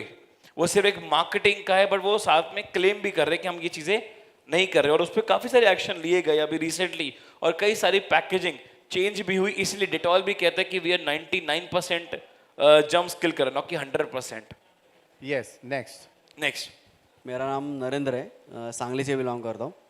तो बीट वर्ल्ड वाइड वो एक्चुअली एमवे में ज्वाइन थे, वो 2 ही ग्रुप था, डस्टर रेगर और बीट वाइड का 2 ही। तो मेरा एक कहना है कि जो MLM या नेटवर्क मार्केटिंग कंपनी रहती है, तो उनका ही एजुकेशन सिस्टम चलता है क्या, वो इन्वॉल्व हो सकते हैं क्या उसमें, एजुकेशन सिस्टम साथ चला सकते हैं क्या? 2 क्वेश्चन है आपके, एक एजुकेशन सिस्टम और एक इन्वॉल्व होना। हाँ, ओके, एजुकेशन सिस्टम देखिए जनरली 2 तरीके से होता है, एक होता है कंपनी का एजुकेशन सिस्टम और एक होता है नेटवर्क का एजुकेशन सिस्टम। जैसे एमवे में आप समझे तो एक प्रोडक्ट ट्रेनर जो थे वो कंपनी के थे, जैसे मैं स्टेट ट्रेनर था तो मैं कंपनी के रोल में था। तो हमारा एक रोल होता है सेल्स ट्रेनिंग देने का, प्रोडक्ट ट्रेनिंग देने का, और फिर न्यूट्रलाइट की ट्रेनिंग या डेली की ट्रेनिंग देने का एक प्रोसेस था। दूसरा था कि जो नेटवर्क की ट्रेनिंग थी, जो ब्रेड वर्ल्ड वाइड नेटवर्क ये सब करते थे। तो लीडरशिप ट्रेनिंग या कंपनी ट्रेनिंग आप चूज कर सकते हैं कि किसकी क्या स्ट्रेंथ है, वो उसके हिसाब से आप डिवाइड कर सकते हैं। जनरली प्रोडक्ट ट्रेनिंग कंपनी रख लेती है, ऑपरेशन की ट्रेनिंग, आईडी कैसे लगनी है, स्ट्रक्चर कैसे लगना है, ये सब कंपनी दे देती है। बिजनेस की ट्रेनिंग जनरली नेटवर्क अपनी साइड ले लेता है ना। दूसरा क्वेश्चन है कि क्या वो बिजनेस में इन्वॉल्व हो सकते हैं। ना बहुत सिंपल सा क्वेश्चन है, इसके ऊपर कोई रूल नहीं है, ये डिपेंड करता है उस कॉन्ट्रैक्ट के ऊपर जो कंपनी की पॉलिसी है। अगर कंपनी की पॉलिसी कहती है कि आप कर सकते हो तो कोई प्रॉब्लम नहीं है, अगर वो कहते नहीं कर सकते तो कोई प्रॉब्लम। क्योंकि हमारे सांगली में 2002 को एक बड़ा केस हुआ था, तो हमने स्टेडियम में 25,000 लोगों का प्रोग्राम किया था सर। तो मीडिया वालों ने हम पे केस डाला था, 12 लोग थे हम, तो 12 लोगों का दूसरे दिन पेपर में फ़ोटो के साथ उनका सब का आर्टिकल आया था, तो उसका हिसाब सब लगाया गया तो 25-30 लाख रुपए इकट्ठा हुए और एमवे लेके भाग गई, या एमवे ने लूटा है लोगों को, या कंपनी के ऊपर ब्लेम हुआ था। तो उस टाइम बची थी इसी वक्त के, उसी वजह से कि वो बीट वाइल्ड ने काम लिया था, बीट वाइल्ड का सिस्टम उधर सेमिनार ले रहा था। तो एक ही वर्ड पे हमारा केस सॉल्व होगा, क्योंकि हमारे ऊपर 1 कोटी, हमने ऊपर उल्टा उन पे 1 कोटी का अब्रू निस्कान दावा जो बोलते हैं, तो उनको ठोका था। पर वो 3 महीना वो लगातार वो पेपर न्यूज चला रहा था। देखो उसमें आप समझो कि 2021 या 2019 तक मैं 2019 पे आता हूँ। 2019 तक लॉ नहीं था डायरेक्ट सेलिंग का, तो आप एमवे थे या आप कहीं पे भी फ्रॉड वाली कंपनी थे, हम दोनों बराबर थे। तो हम में और किसी चूरन वाली बेचने वाली कंपनी में कोई फर्क नहीं था। हम पे केस सब पे एक ही बनता था, मनी लॉन्ड्रिंग का या मनी सर्कुलेशन का। मैं डेली बेच के पैसे कमा रहा था या मैं कुछ और बेच के पैसे कमा रहा था। मैं तभी आपको कह रहा था कि मैं जब 99 में ज्वाइन करने गया था तब मुझे बोला गया था कि अगले महीने लीगल हो जाएगा, तो मुझे तो 20 साल वेट करने पड़े। सो आपका एक्सपीरियंस जो है कि वो ब्रेड वर्ल्ड वाइड करने से प्रोटेक्शन मिलेगा या एजुकेशन सिस्टम से कुछ कहानी घूमती है, तो ऐसा कुछ नहीं है। जब आप गलत काम करते हैं फिर आप कुछ भी करें तो सब गलत है, और जब आप ठीक काम करते हैं ना फिर एक नाम, एक जगह, एक एड्रेस से भी आप ठीक हैं फिर। बिल्कुल। ठीक सर, थैंक यू सर। और वैसे भी सर Thank हमारे you, यहाँ तो thank हर you. लीडर अपना एजुकेशन सिस्टम चला ही रहा है, कोई सुबह बोल रहा है, कोई शाम को मीटिंग कर रहा है। और किसी का कोई क्वेश्चन? नमस्कार, मेरा नाम महेश जोंजाड़े, मैं थाने से हूँ। मेरा सवाल ये है कि हम एज अ डायरेक्ट सेलर काम करते एक रॉयल्टी इनकम जनरेट करने के लिए, तो मान लो कि 4-5 साल काम करने के बाद में जो जिसको जितना चाहिए उसको अगर मिलता है और वो वहाँ से मतलब रिटायर होना चाहता है, और वो केस में अगर कंपनी उसका आईडी टर्मिनेट कर देती है, क्योंकि जब रजिस्टर करते हैं तो वहाँ पे ऐसे होता है ना कि company can terminate anybody's ID any time. तो अगर उसने बिजनेस खड़ा किया है, उसको रॉयल्टी आ रही है, उसके बाद में वो रिटायर होना चाहता है और अगर कंपनी उसका आईडी टर्मिनेट करती है तो क्या किया जाए? देखिए, जो ये प्रोसेस है जिसके अंदर मान लेते हैं कि एक रोल है, रिस्पॉन्सिबिलिटी और एक एक्शन है। अब इसका रिजल्ट जो है वो एक्चुअली आपका कॉन्ट्रैक्ट ही डिसाइड करता है। अब इसके जो टर्मिनेशन है, सस्पेंशन है, रिवोक करना है, उसको नोटिस देना है, ये सारे प्रोसेसेस जो हैं आपका कॉन्ट्रैक्ट डिसाइड करता है। इसमें क्योंकि दो लोगों के बीच का एग्रीमेंट है, इसके अंदर upline, downline, retirement, move out करना, ये सब कोई पैरामीटर गवर्नमेंट की तरफ से नहीं होते। सो आपको ये समझना चाहिए कि आपका कॉन्ट्रैक्ट में क्या लिखा हुआ है और आप उसको अगर एक्सेप्ट करते हैं तो वो चलना चाहिए। इसके अलावा इसका और कोई सोल्यूशन नहीं होता सर। हेलो सर, पूछो। मेरा क्वेश्चन ये है कि अगर हम लोग जब भी लोगों को अप्रोच करते हैं, ठीक है, तो भले वो पैम्पलेट से हो या फिर सोशल मीडिया पोस्ट से हो या फिर पेड एड रन करेंगे हम लोग, अगर उसमें हम लोग दावा नहीं करते, क्लेम नहीं करते कोई चीज़ का कि देयर इज़ अपॉर्चुनिटी, और जहाँ पे हम लोग लिखते हैं कि हाँ कि रिजल्ट्स में very with respect to health और वेल्थ के हिसाब से भी अगर हम लोग वैसा कुछ लिखते हैं जिसमें हम लोग क्लेम नहीं कर रहे, तो is it possible to do? I think best way to do it, so generally क्या है, if you look at the global Yes. giants, they're adopting this technique only, क्योंकि जो आज की जनरेशन है, हमारी जनरेशन थी कि हम मिले बगैर किसी को ज्वाइन नहीं कराते थे। आज की जनरेशन मिलती ही नहीं है, वो ज्वाइन कराती है, मिलना पड़े तो उनको चैलेंज आता है। सो ये एक अच्छी स्ट्रैटेजी है सोशल मीडिया में। आप पहले कस्टमर को प्रोडक्ट में एक्वायर करते हो, फिर आप उसको फनल में ले जाते हो, फिर उसको ट्रेनिंग देके आप उसको फिर डिस्ट्रीब्यूटर में ले जाते हो। I think that's a very very sensible day too. नहीं तो उससे पहले अगर हेल्थ का आप एड रन भी करोगे ना तो मेटा उसको चलने नहीं देगा, वो मेटा ब्लॉक कर देगा।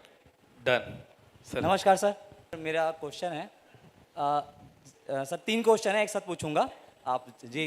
पहला तो ये सर कि जैसे हम लोग फील्ड पे जाते हैं और अक्सर तो ये जो डायरेक्ट सेलिंग है ये कौन नहीं कर सकता? क्या सरकारी जॉब वाले डायरेक्ट सेलिंग नहीं कर सकते? क्योंकि कई बार ऐसा आता है जॉब की हमको हमारी जॉब में दिक्कत हो जाएगा। सर ये पहला सवाल था। पहला सवाल नहीं जी, कर सकते जी वो भारत सरकार मना करती है, आप डायरेक्ट सेलिंग नहीं, कोई भी बिजनेस नहीं कर सकते। गवर्नमेंट जॉब वाले नहीं हाँ, कर सकते। कहीं से भी पक्की गवर्नमेंट ऑफ इंडिया अलाउ नहीं करती है वो करने के लिए। हाँ, वो गवर्नमेंट डायरेक्ट सेलिंग का नहीं है, वो किसी भी बिजनेस का है। जी जी सर, दूसरा सवाल ये है कि जैसा कि हम देखते हैं टीवी पे कोई ऐड आता है या फिल्म आती है तो एक नीचे नंबर दिया रहता है कि इस नंबर पे आपको अगर आपत्ति तो आप कॉल करें। तो क्या गवर्नमेंट ऑफ इंडिया ने ऐसा कोई नंबर बनाया है कि किसी कंपनी का कोई गलत चीज़ रन हो रही है या गलत वीडियो आ रहा है या गलत ऐड हो रहा है तो क्या उस नंबर पे हम शिकायत कर सकते हैं? ऐसी कोई व्यवस्था है? बिल्कुल है।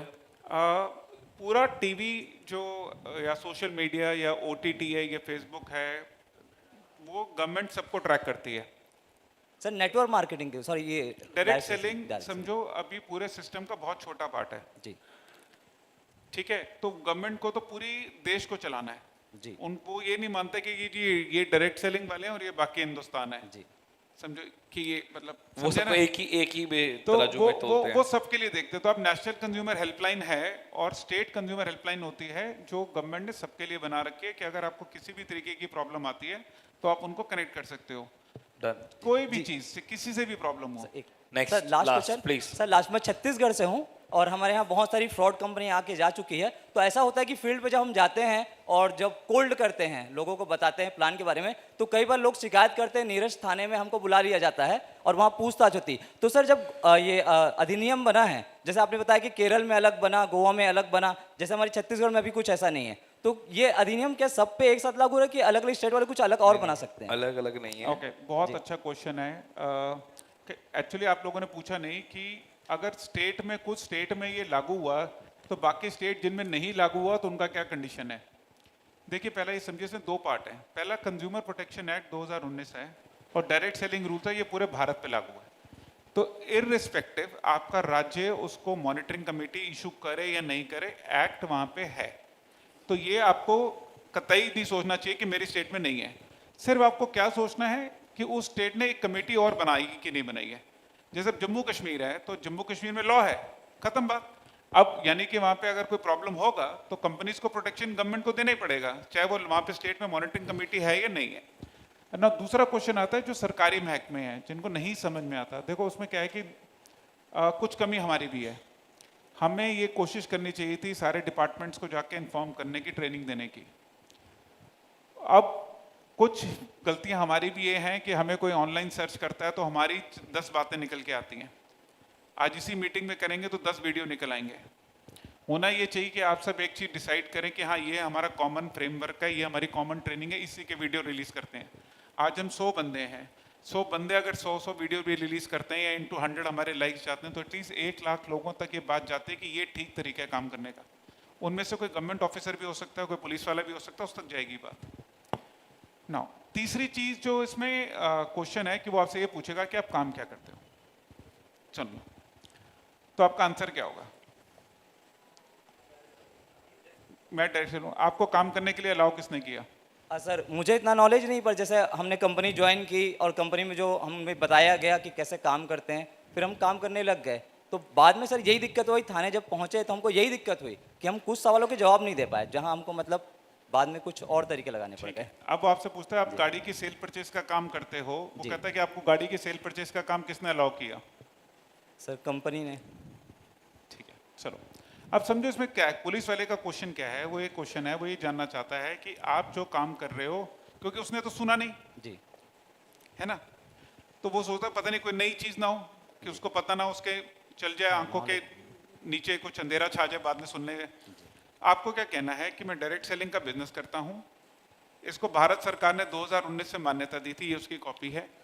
ये डायरेक्ट सेलिंग रूल्स हैं जो हमारे एक्ट हमारी स्टेट में वैलिड है। ये 3 कॉपी प्लस FSCCI कॉपी, ये 3 है जो हमें लीगल प्रूफ करते हैं हम डायरेक्ट सेलिंग कर सकते हैं। ये मेरा आई कार्ड है, ठीक है। अब आप बताओ आपका क्वेश्चन क्या है, क्योंकि अगर आपका कोई क्वेश्चन है तो मैं ये सरकार को भेज देता हूँ, वही आंसर देंगे, क्योंकि मैं अपनी मर्जी से तो डायरेक्ट सेलिंग नहीं कर रहा जी। अच्छा, अब में से कौन लोग हैं जो अगर ये डायरेक्ट सेलर का बिजनेस इलीगल होता तो करते? नहीं करते सर। कोई है हम में से? जी नहीं। तो जब हम कर ही नहीं रहे तो क्वेश्चन क्या है कि अगले बंदे को समझ नहीं आ रहा जी। उसे कहना सर ये मेरे को सरकारी महकमा है, ये मेरे पेपर है, इन्होंने मुझे अलाउ किया, मैं काम कर सकता हूँ। अब अगर आपका कोई क्वेश्चन है तो ये मेरी कंपनी की नोडल ऑफिसर है जी। इनका ये नंबर है, मैं इनसे बात करवा देता हूँ आपकी जी। और आप ये मेरे को या तो मुझे लिख के दे दो या मैं इनसे बात करा देता हूँ। जी, मैं सबसे रिक्वेस्ट करूंगा प्लीज आई कार्ड लगाएं, क्योंकि मैं आई कार्ड के जरिए बचा था वहां से। ओह वाओ यार, थैंक यू सो मच यार, थैंक यू सो मच। चलिए लास्ट क्वेश्चन विनीत प्रधान जी पूछिए। जी सर, मेरा नाम विनीत है सर, मैं जयपुर राजस्थान से हूँ। नॉमिनी को लेके क्वेश्चन है मेरा कि हम मार्केट में काम कर रहे हैं सर, कल को कोई एक्सीडेंट हो जाता है तो मैं जिस सिचुएशन में मेरा बिजनेस है, तो मान लीजिए नॉमिनी जो है मतलब अभी 18 का नहीं है, तो क्या वो जो आईडी है उसके हिसाब से ये जो हमारा जो भी कमीशन है ये जो मेरे अकाउंट में जाता है, इसको गवर्नमेंट मतलब ये गवर्नमेंट के हिसाब से है या कंपनी इसको डिसाइड करेगी सर? कंपनी डिसाइड करती है सर। ये इसमें उसका कोई नहीं है? नहीं। आप ये समझना, सरकार ने इतनी क्लैरिटी दे दी काम करने की कि कहा कि सिर्फ एक 4 लाइनों का कॉन्ट्रैक्ट है जिसमें सब कुछ लिखा है। आपको समझ में आए तो साथ में करने से कितनी मतलब ये सब जो देखो मार्केट में जैसे आपको सबको डाउट है ना, वैसे बहुत सारे क्वेश्चन है मार्केट में। तो सिंपल सी बात है, कॉन्ट्रैक्ट पढ़ लो, समझ लो, नहीं पता तो नोडल ऑफिसर को कहो कि मैडम ये मेरा क्वेश्चन है, आपने ये मुझसे क्वेश्चन पूछा, पता नहीं कितने दिनों से आप ये क्वेश्चन अपने दिल में रख के जा रहे होगे है ना। वो भाई साहब का क्वेश्चन छत्तीसगढ़ वाला भी ठीक था और उनका ब्रिट वर्ल्ड वाइड वालों का क्वेश्चन भी ठीक है, क्वेश्चन तो सारे ठीक है, लेकिन करना क्या था, आपको सबको एक आदत डालो, नोडल ऑफिसर को मेल डाल दो। हमारे यहाँ थोड़ी आदत बदलनी पड़ेगी। अल्टीमेटली मेरे को अपलाइन फोन डाला, सागर सर जिम्मेदार नहीं है उसके लिए। नहीं सागर सर को वॉइस नोट भेजना बंद कर दो। हाँ, सबसे पहले वही बंद करो तो सब कुछ ठीक हो जाएगा। आपको करना क्या, देखो सारे क्वेश्चन आप लोगों ने पूछे, बहुत लॉजिकल क्वेश्चन है, आप एक मेल डालो, वो उनका डिपार्टमेंट की रिस्पॉन्सिबिलिटी, आपको रिटर्न रिप्लाई कर देंगे। हमारे यहाँ तो सर दिल्ली ऑफिस के प्रतीक ने पानी नहीं पूछा, सागर सर और जो सर एक पैन कार्ड से हम लोग मतलब काम करते हैं, तो ऐसा कुछ कंपनियों में ऐसा होता है एक पैन कार्ड चलेगा, किसी में 3 है, 3 आईडी ओपन कर सकता है एक नाम से, ये भी एक कंपनी का अपना निर्णय होता है या? अच्छा, ओके। एक पैन कार्ड पे कितनी आईडी होनी चाहिए? एक। 3 क्यों नहीं? कितनी भी हो सकती हैं सर? हाँ जी, कितनी भी हो सकती हैं कितनी भी सर? हो सकती है ना, 3, 9, 27, 81, जितनी मर्जी डाल लो जी। इनफैक्ट सागर सर कंपनी बंद करे, मैं ही डाल ले तो 2 लाख आईडी तो उनको भी कंपनी चलाने की क्या जरूरत है? ओके, देखो ये एक ऐसा क्वेश्चन है कि इसको यहाँ से समझना पड़ेगा एक तरीके से, जिसका मतलब ये है कि हमारे प्लान, हमारी डायरेक्ट सेलिंग इंडस्ट्री में सबसे बड़ा प्रॉब्लम है पिरामिड और मनी सर्कुलेशन। यानी कि हमें ये समझा जाता है कि हम पिरामिड हैं, क्योंकि एक्चुअली हर चीज पिरामिड है। असल में पिरामिड वर्ड गलत नहीं है, एक अच्छा पिरामिड होता है, एक बुरा पिरामिड होता है, ठीक है? तो पिरामिड तो सब कुछ ही है, तो इसमें भागने की तो कोई जरूरत नहीं है। लेकिन हमें क्या करना है, कुछ ऐसी चीजें करनी होती है जिससे हम उससे बाहर आते हैं, ठीक है? अब मान लेते हैं कि एक पैन कार्ड में सरकार मना नहीं करती कि आप एक पैन कार्ड पे 4 आईडी लगाओ, 6 लगाओ, 10 लगाओ, 12 लगाओ, उनको उससे कोई फर्क नहीं है। उनको फर्क है अगर वो पिरामिड या मनी सर्कुलेशन में आए तो बंद, सिंपल से कैलकुलेशन। उन्होंने तो टाइम नहीं लगाना, उन्हें आपसे थोड़ा पूछना है कि आपने क्या करना था कि एक फ्लैट बेचना, जैसे अनिल जैन साहब कहते हैं एक फ्लैट के 3 कमरे हैं, ज्यादा किराया आएगा। अब क्वेश्चन ये है कि एक इंसान को एक पैन कार्ड में एक आईडी से ज्यादा चाहिए क्यों? इसका कोई लॉजिकल आंसर नहीं है। इसका सिर्फ एक ही आंसर निकलता है मुंह से कि सर मेरा स्ट्रक्चर बड़ा हो जाएगा। स्ट्रक्चर बड़ा हो जाएगा तो टीम बड़ी हो जाएगी। लेकिन क्वेश्चन ये, जैसे ही आप स्ट्रक्चर वर्ड मुंह से निकालते हो आप पिरामिड की तरफ चले जाते हो। सो हमारे देखो मुद्दा क्या है कि हमारे को डायरेक्ट सेलिंग करनी है, हमें डायरेक्ट स्ट्रक्चरिंग नहीं करनी। नहीं तो मेरी इंडस्ट्री का नाम सेलिंग नहीं होता ना, फिर स्ट्रक्चर होता। स्ट्रक्चर चलाना है तो उसमें प्रोडक्ट भी क्या डालना भाई? अगर फ्रॉड ही करना है फिर प्रोडक्ट की भी क्या जरूरत है? जीएसटी भी दो, टीडीएस भी दो, स्ट्रक्चर वैसे ही फ्रॉड कर ले। Any company doing multiple IDs on PAN card is a very very risky business. Junali madam कुछ कहना चाहती हैं? Yes madam. Basically, I would like to add to the person who asked question कि हमारी company थोड़ा mic थोड़ा company की अगर कुछ गलत बातें हैं तो हम कहाँ पे कोई नेशनल हेल्पलाइन नंबर है क्या कि हम वहाँ पे रिपोर्ट करें? उसी के लिए एक सिस्टम बनाए ना, hierarchy. They should report to the company, node ticket generate कीजिए, टिकट पे रिजॉल्व नहीं हो रहा है तो आप ग्रीवेंस के पास आइए, उसके बाद नोडल है, नोडल के बाद आप वहाँ पे एनसीएच में जाओ या फिर हेल्पलाइन में। नहीं, उन्होंने कहा मैडम अदर कोई कंपनी अगर कुछ कर रही है so where is the way, otherwise I already told कि stop messaging Sagar sir, sir मेरा प्रोडक्ट नहीं पहुंचा, सर अपने सपोर्ट नहीं करता। आप एक हायरार्की को फॉलो करिए। चलिए Anil sir, thank you so much. Anil sir, sir मैं लास्ट प्लीज लास्ट। सर मैं परमेश्वर शंकरराव भोपी सांगली से बिलोंग करता हूँ। सर आपने बताया 18 नंबर से अभी 13 नंबर पे ये कंपनी, हमारा कंपनी का नाम आया है, तो ये किसी को दिखाने गए तो कौन से साइड पे जाके दिखाना है? और मुझे लगता है लगभग जल्दी से जल्दी 1 नंबर पे आएगा सर। बिल्कुल आएगा। ओके, वो भी मैं आपको लिंक भेज दूंगा व्हाट्सएप पे। पहला क्वेश्चन का आंसर दे देता हूँ। आज क्या डेट है? सो बट अनदर 10 दिन, 10 दिन के अंदर डायरेक्ट सेलिंग टुडे मैगजीन का नया एडिशन आ रहा है। वो उसमें आपको मिलेगा वो लिस्ट बकायदा, उसमें पूरी टॉप 50 की लिस्ट है जिसको हम ट्रैक करते हैं इस बिजनेस के अंदर। और उसमें दोनों साल का है, पिछले साल का भी, इस साल का भी है। तो आप प्रतीक जी से अपनी कॉपी ले सकते हैं और 10 दिन के अंदर हम भेज देंगे। चलिए प्लीज सेटल डाउन, ये लास्ट क्वेश्चन रहेगा। सर प्रणाम, मैं डॉक्टर सुरेंद्र, रहता जयपुर, रहने वाला हरियाणा से हूँ। आपने बताया कि जो प्रोफेशनल लोग हैं, डॉक्टर्स है ना, सीएज या एडवोकेट्स, यदि वो प्लीज शांति, यदि कंपनी में पर्सनल उनका इंटरेस्ट है यानी कि इन्वॉल्व है, तो ज़्यादा चीज़ों को हाईलाइट नहीं कर सकते। सर ज्यादा नहीं, देखिए आप डॉक्टर हैं ये सच रहेगा, समझिए आप लॉयर हैं ये सच है। Yes. आपकी फ्री एडवाइस भी लॉयर ही मानी जाएगी। आप किसी को सलाह दे देंगे वो भी मानी जाएगी। आप किसी को कह देंगे कि तूने बीमार है तो नींबू स्लाइड खा ले, वो मानी जाएगी। तो ये प्रोफेशनल लोगों के साथ डेकोरम है।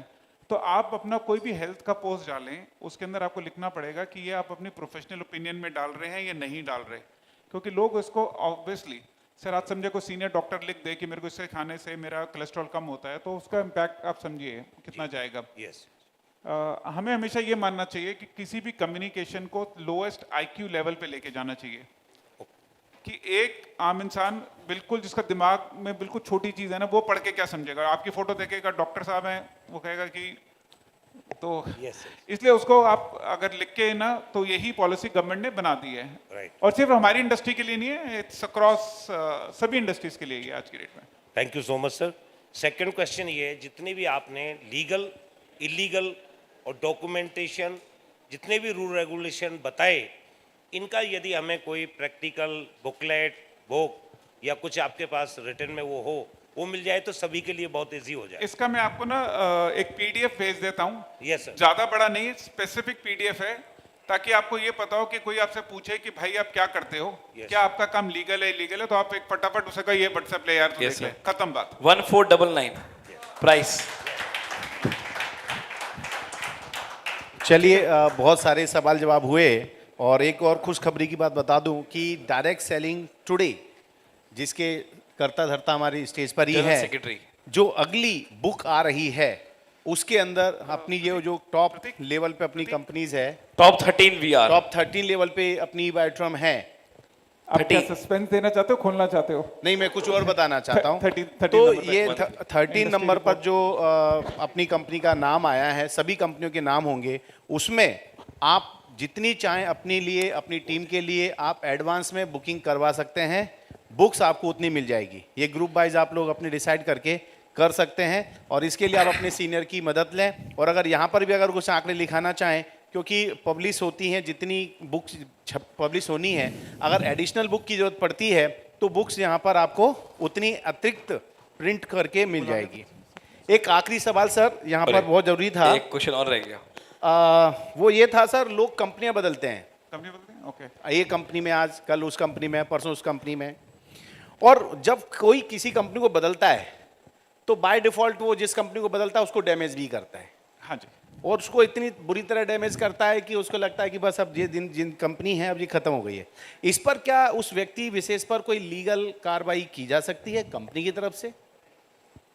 ओके, देखिए मान लेते हैं कि कोई रिश्ता टूटता है और किसी वजह से टूटता है, कोई भी वजह रह सकती है, सो उस रिश्ते को टूटने का इम्पैक्ट क्या हो सकता है? वो सस्पेंशन हो सकता है, उसका नोटिस हो सकता है, उसका टर्मिनेशन हो सकता है, और रिश्ता बहुत ज़्यादा खराब हो तो डिवोर्स भी होता है। बिल्कुल होता है ना?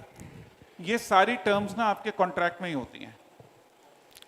तो सामने जब मैं इसको कहता हूँ कि गीता है ना, जो हमारी ज़िंदगी की गीता हमारे कॉन्ट्रैक्ट होता है, तो एक्चुअली गलत बात नहीं कह रहा, उसी में हमारा कर्म है, उसी में हमारा अध्याय होता है। अब वो सब स्टेप उसी में लिखे जाते हैं। अब हो सकता है कि कॉन्ट्रैक्ट भी ना इन द प्रोसेस होता है, जैसे जैसे आप बड़े होते हैं, कंपनियां बनती हैं, एक्चुअल प्रॉब्लम आती है, जैसे सर की छत्तीसगढ़ की प्रॉब्लम आई या ना, तो वो रिवाइज होता है। आपको एक आदत डालनी चाहिए हर 6 महीने में कंपनी की वेबसाइट में कॉन्ट्रैक्ट को स्टडी करने की, और वेबसाइट तो आप रोज ही स्टडी करें तो बेटर है। सी मेरा तो मानना है कि दुकान खोलनी है तो रोज वेबसाइट ही तो है हमारी दुकान, शटर ऊपर करा, देख लिया। चलिए, थैंक यू सो मच, एक बार जबरदस्त तालियां राहुल सर के लिए। बहुत काफी चीजें उन्होंने हमारी आज क्लियर करी आज के सेशन में। और फाइनल क्वेश्चन है। अच्छा अभी फाइनल है। मेरी रिक्वेस्ट रहेगी अनिल सर, ये फाइनल है अनिल सर प्लीज, क्योंकि हमारा बाकी सेशन रन डाउन हो रहा है। Yes sir please. एक क्वेश्चन पहले। मेरा नाम वेंकट राजू है सर। सर हम लोग स्टेज पे खड़ा होके हम लोग इनकम के बारे में हम इतना कमा सकते हैं, अगर कमा रहे इतना करके बोल सकते हैं, नहीं बोल सकते स्टेज पे होके? जो एक्चुअली कमा रहे, मतलब वो नहीं कर रहे कि बढ़ा के नहीं बोल रहे, जो एक्चुअल कर रहे हो ना, आप खुल के बता सकते हो। यस, जबरदस्त। बहुत बहुत धन्यवाद आप सभी का, बहुत बहुत शुक्रिया। और thank you sir. Last question खत्म, प्रतीक का और हमारे राहुल सर का। तो थैंक यू सो मच सभी को, इतना अच्छे तरीके से राहुल सर ने पूरा सेशन को लिया, सबके क्वेश्चंस कवर करे। मैं सागर सर को स्टेज पे इनवाइट करना चाहूंगा। इसके पहले मैं चाहूंगा, जितनी अच्छी तरह से हमारे राहुल सर ने सबको जवाब दिए, अच्छे लगे या नहीं लगे? उतनी अच्छी तालियां नहीं बजाई आप लोगों ने। खड़े होके कम ऑन यार, जबरदस्त तालियां होनी चाहिए।